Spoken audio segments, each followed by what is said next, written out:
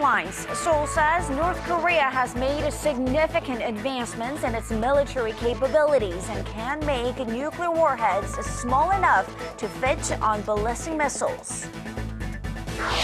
Hyundai Motor Group unveils plans to invest 81 trillion won over the next 4 years to secure core technologies for the future. And Asian markets hit new lows amid jitters over the fall in oil prices and the latest Greek crisis. KOSPI gives up more than 1.5%, closing at a 16-month low. Hello and welcome to ARIRANG News, coming to you live from Seoul. I am Kang Tae-ri. Our first focal point of the day, North Korea's military capabilities. Seoul's defense ministry released its biennial white paper on Tuesday, and it raises fresh alarms about Pyongyang's nuclear capabilities. For one, it says the regime's technology to miniaturize nuclear weapons has reached a significant level. Connie Kim reports. South Korea says North Korea seems to have made significant military advancements and has developed technology to miniaturize nuclear warheads small enough to fit on ballistic missiles. Seoul's defense ministry says these mounted ballistic missiles can reach as far as the U.S. mainland. Although the North has yet to demonstrate its capabilities, officials say the regime has had enough time to develop the technology. 8 years have passed since North Korea carried out its first nuclear test in 2006. Pyongyang's miniaturization of nuclear weapons would appear to have reached a significant level.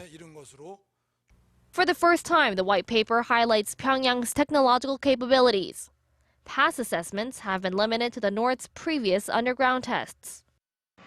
The white paper also says North Korea probably has ballistic missiles that could threaten the U.S. mainland, and that the North has strengthened its defenses along its borders, not just with South Korea, but with China and Russia as well. Since 2012, when the last white paper was published, North Korea's military has grown by an estimated 10,000 soldiers to a total of 1.2 million. Now that's nearly double the size of South Korea's forces. The white paper also refers to the North as South Korea's enemy again, as it did in the last assessment in 2012. It remains to be seen whether Pyongyang's military expansion and strengthened nuclear capability will have any effect on the transfer of wartime operational control from Washington to Seoul. Connie Kim, ARIRANG News.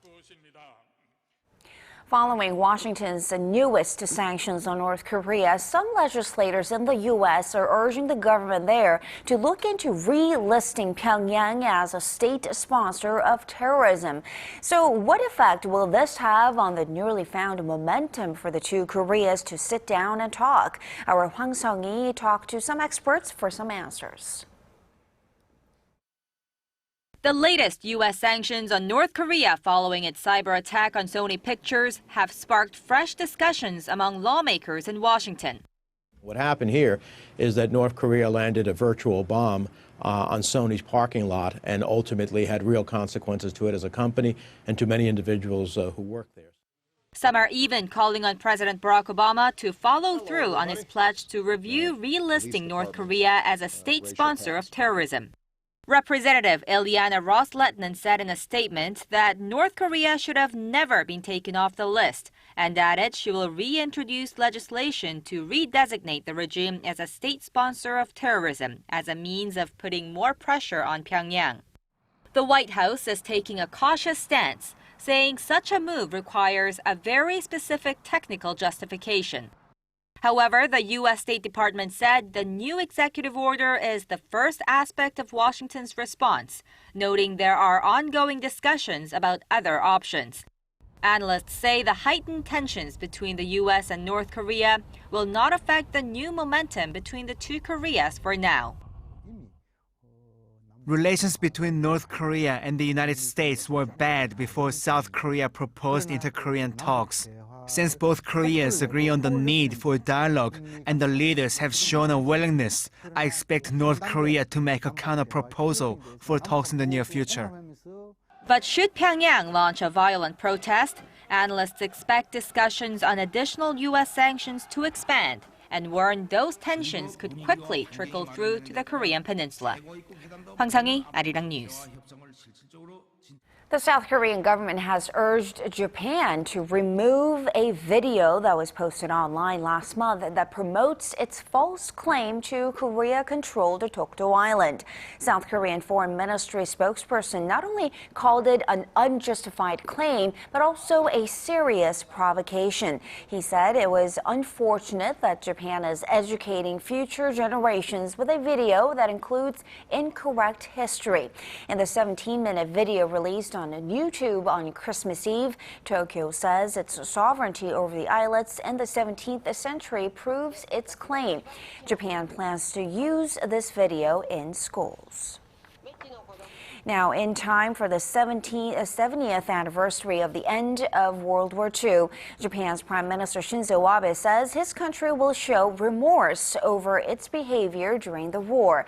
It's a refreshing move that could help Tokyo improve ties with Beijing and Seoul. But analysts say, though, first, let's wait and see how much responsibility Abe's cabinet is willing to take for Japan's past wrongdoings. Kim Young-gil tells us more.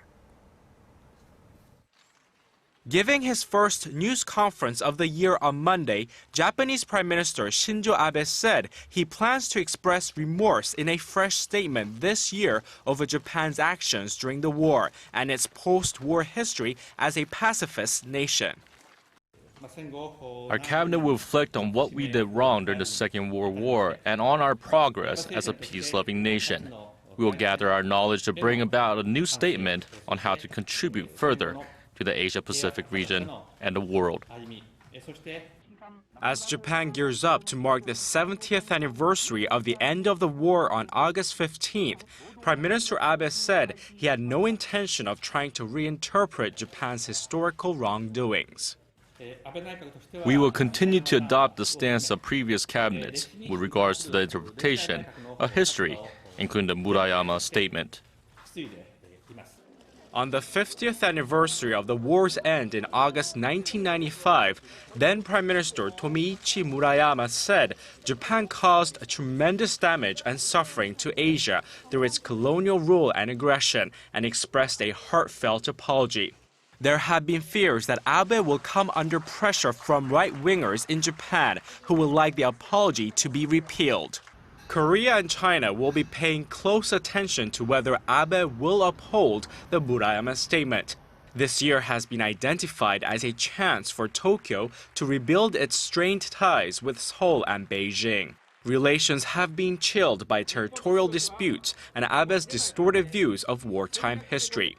Watchers say that if Abe sticks to his word and offers a sincere apology, it could present an opportunity for Korea, China, and Japan to build stronger ties this year and create a more peaceful and forward-looking atmosphere in Northeast Asia.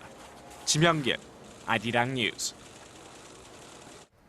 Hyundai Motor Group has announced just how much it will invest in facilities and R&D over the next few years. It's an attempt to enhance its performance of its automobiles, that is, and raise its brand value. Our Kim Ji-yeon tells us more.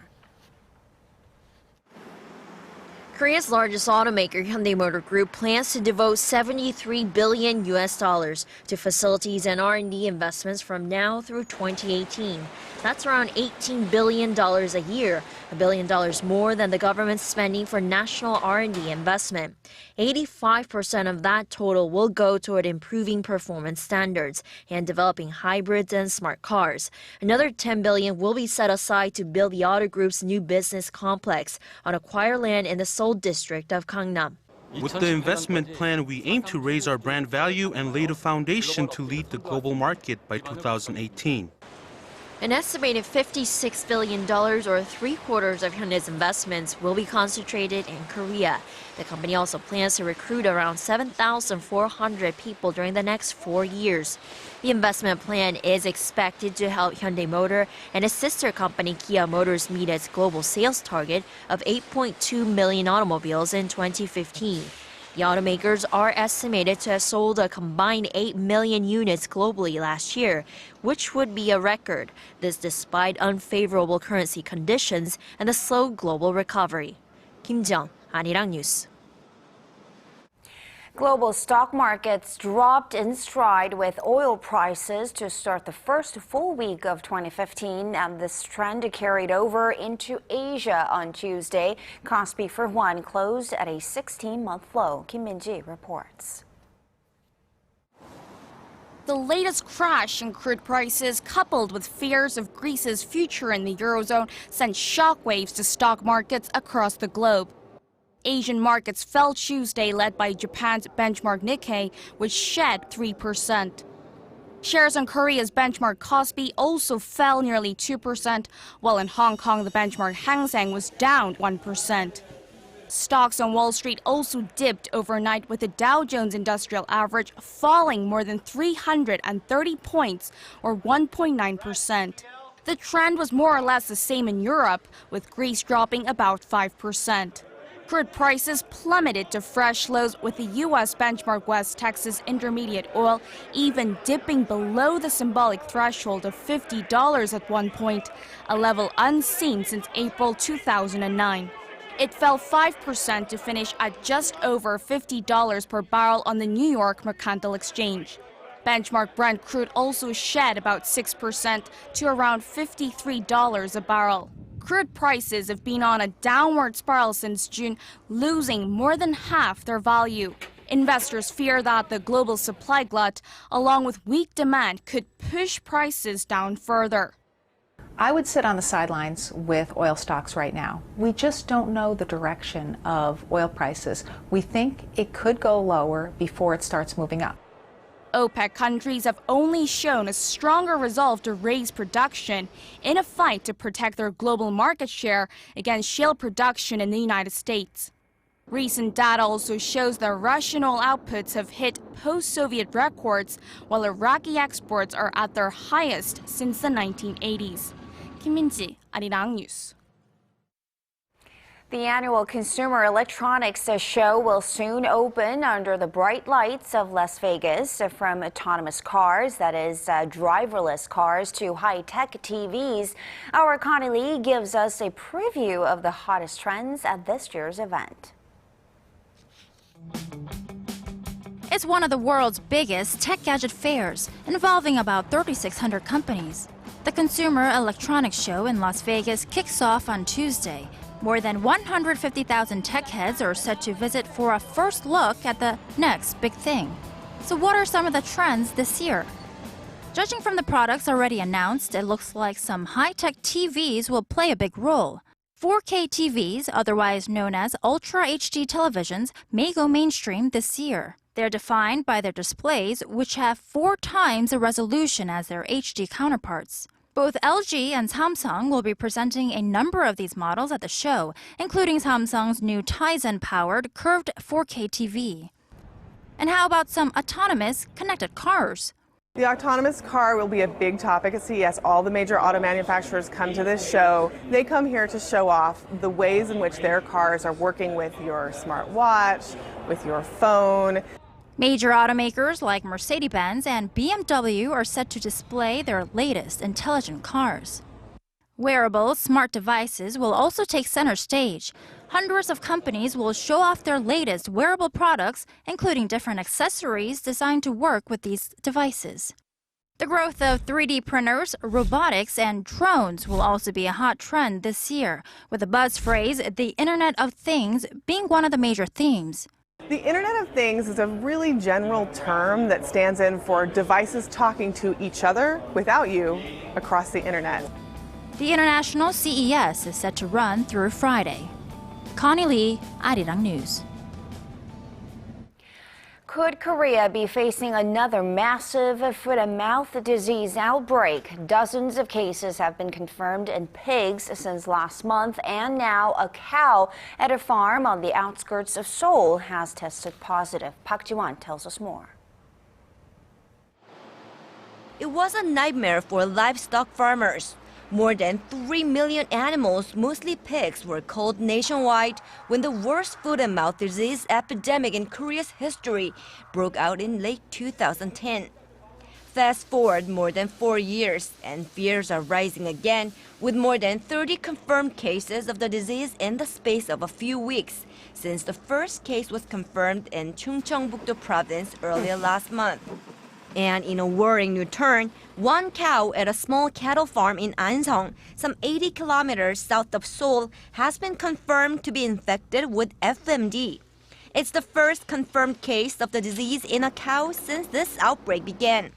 Anseong is famous for its livestock industry, with some 400,000 cattle and pigs at more than 1,000 farms. So far, 33 cases of foot and mouth disease in pigs have been confirmed, and more than 26,000 have been culled. Quarantine authorities say the spread of the disease will not be as severe as the previous outbreak due to an improved vaccination program. That said, there are fears FMD could spread to some farms that haven't been visited yet. Critics have accused the government of reacting slowly to the first case. While the Agriculture Ministry is expanding vaccinations to more livestock, it also plans to sterilize every slaughterhouse and all livestock-related vehicles from Wednesday. Park Ji-won, ARIRANG News. With the recent hike in cigarette prices here in Korea, some say the most affected are men serving their compulsory military duties. Their monthly paychecks hover around $100, which means if a private wants to smoke a pack a day, he wouldn't have any money left by the end of the month. Kim Hyun-bin has more. For young Korean men serving compulsory military duty in the barracks, the recent cigarette price hike is a heavy burden. An average price of a cigarette pack used to cost roughly $2.30, but with the hike, it has jumped to a little over $4. That means if a private were to smoke a pack a day, he would use up all of his monthly paycheck before the month ends. Up until 2005, the Korean military provided each serviceman with 15 packs a month, free of charge, but faced with criticism that it encourages young men to pick up smoking. The free pack policy was phased out in 2009. The smoking rate in the military has slowly declined over that time as well, from roughly 60% in 2005 to about 50% in 2009. And it's been edging down ever since. The military hopes to see the smoking rate dip below 30% as a result of this month's nationwide cigarette price hike. To nudge the cadets in the right direction, the Korean military set up clinics that encourage cadets to quit smoking. After the price hike, several units requested that we open smoking clinics. The cadets have been very eager to take part. That eagerness has taken the form of cadets enrolling in educational classes and using nicotine patches, with a pledge to quit smoking once and for all. Kim Hyun-bin, ARIRANG News.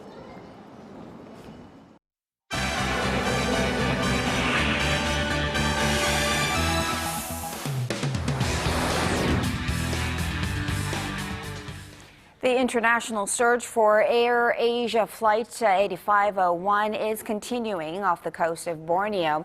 This as investigators believe they are closer to a discovery that might answer some of the questions, many questions surrounding this missing jetliner. And Paul Lee is joining us from the News Center to tell us more. Paul, what's the latest update in this recovery mission?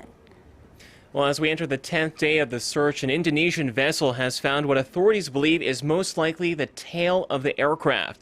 Authorities have yet to give an official confirmation, but if true, it could be incredibly crucial to the investigation, since the tail of the airliner holds the black box voice and flight data recorders.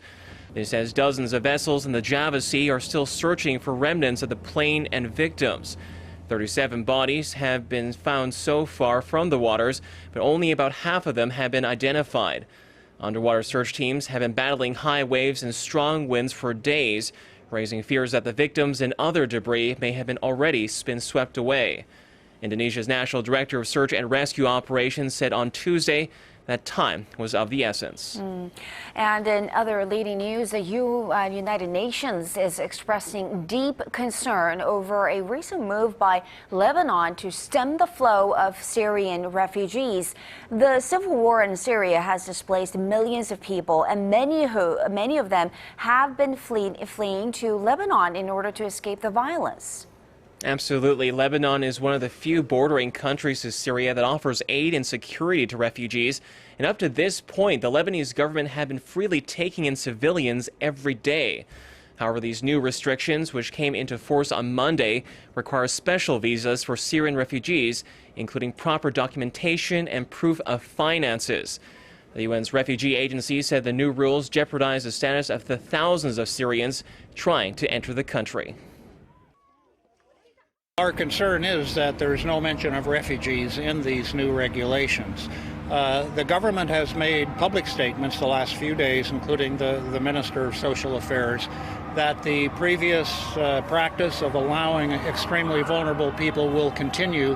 UNHCR is simply asking that we get something official in writing. The UN says Lebanon hosts more than 1 million Syrian refugees and has the highest per capita concentration of refugees in the world. Now let's switch gears to the entertainment industry. The head of Sony publicly thanks Hollywood and other supporters for standing up to hackers who try to stop the release of its comedy movie, The Interview. So this film has been a lightning rod for controversy. What does Sony's boss have to say? Well, in his first public comments on the Sony hack, Chief Executive Officer Kazu Hirai expressed his gratitude to the partners of the company's movie studio. He also praised his employees for working around the clock to bring The Interview to audiences across North America.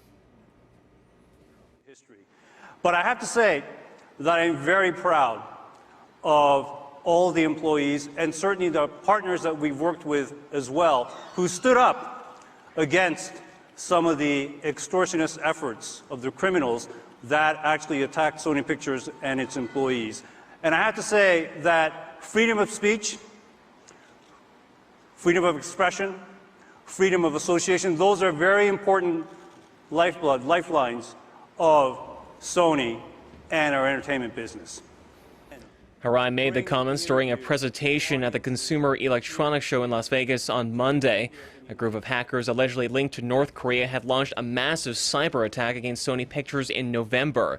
Despite the attack and various threats, The Interview was screened at U.S. theaters and has since become Sony's most successful online release ever. Exactly. And finally, in the UK, Paula, Prince Harry could be in line to become the country's very first royal general while serving in the British Army. This would definitely be a historic moment for the royal family. But how far does the young prince have to go until he actually earns this senior title? Well, Prince Harry currently holds the rank of captain, but the Daily Star reports the 30-year-old is being primed to be a future commander of the Household Cavalry, and that's the Queen's favorite regiment.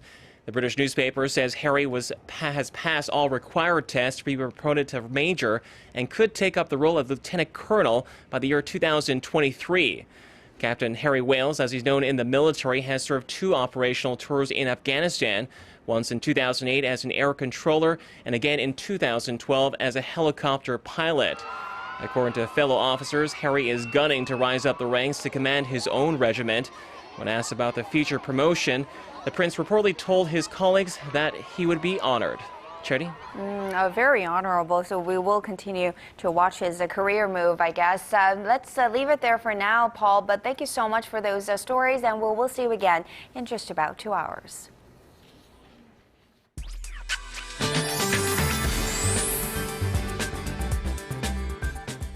Hello and welcome. I'm Kim Bo-kyung with your weather updates. Today is Sohan here in Korea, which is one of the 24 indicators that marks the coldest day of the year. And yes, it certainly was a brisk cold day under clear skies nationwide. If you are headed outdoors, make sure to gear up for the cold because temperatures are set to drop further overnight, with tomorrow's morning low plunging to -8 degrees. This, accompanied by strong winds, may make it feel colder than the actual numbers. And other than that, dry weather advisories continue to remain for areas along the eastern coast, so please be on the lookout when starting fires. Looking ahead, it looks like this cold snap will continue through Thursday, but things should ease up just in time for the weekend. On to tomorrow's readings. Seoul drops to -8 in the morning before reaching up to -2 in the afternoon. Gwangju hits 3, Busan reaches 6. On to other regions.